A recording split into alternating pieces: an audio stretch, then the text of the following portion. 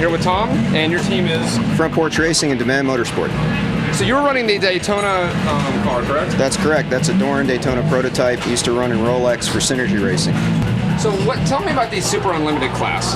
Anything goes, right? Yeah, pretty much anything goes. Last year we had radical open-top prototypes in here, and we have all sorts of different derivatives of NASCAR cars, old Trans Am cars. You're starting to see some of the guys that race prototypes are going to show up closed-top prototypes, and you know, there's everything from cars that don't pass their dyno test and then they get bumped up to Super Unlimited, all the way up to the cars that are making a lot of horsepower, like those NASCAR guys. They're running real NASCAR motors. Some of them blown the NASCAR motors, so they got a lot of horsepower going. How much are you running?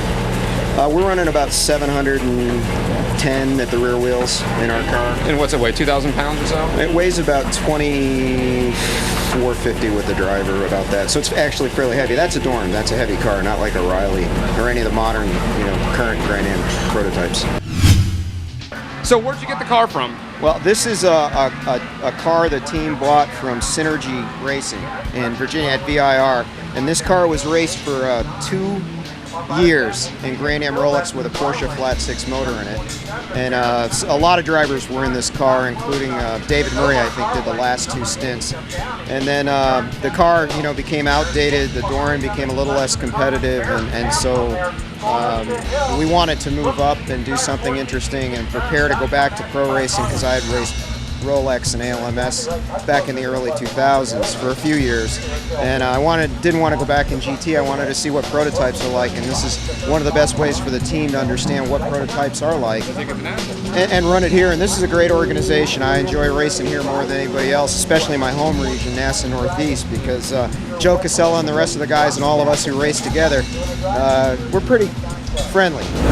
This is not the original motor that was in it? No, this is a twin turbo flat 6 Porsche motor. So the actual car itself is a lot of people, including Kevin Dorn, who worked on the original Porsche 962 program here in the States, view this as a spiritual successor to the 962.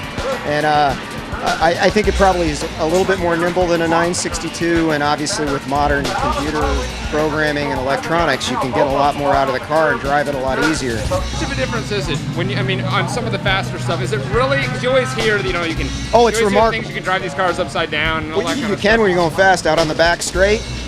This car sticks like glue. You just keep your foot flat, go all the way up to 6th gear until you brake. And it doesn't matter about the corner out there. It just doesn't matter. It's like a big straight line. So it's very different than comparing like driving that black car full chat through there. How much more pressure is it putting on you? It's putting a lot more strain. Oh, there's a lot more G's. Yeah, the first half hour stint I did in the car, I got out, I had a stiff neck, my side hurt, and then we remolded the seat. I got a seat that's molded especially for me, which is awfully tight. And as a result, it helps a lot. It takes a lot of load off. The only thing you get is still neck load, because the way these prototypes are, there's no place to stick your head. So you have to mold the seat around your helmet, so it's awkward to get in, but it holds your head a little bit. So your head was an afterthought in terms of the car? Yeah, pretty much. Yeah. Great. Cool. Thanks a lot, Chris. Good to meet you.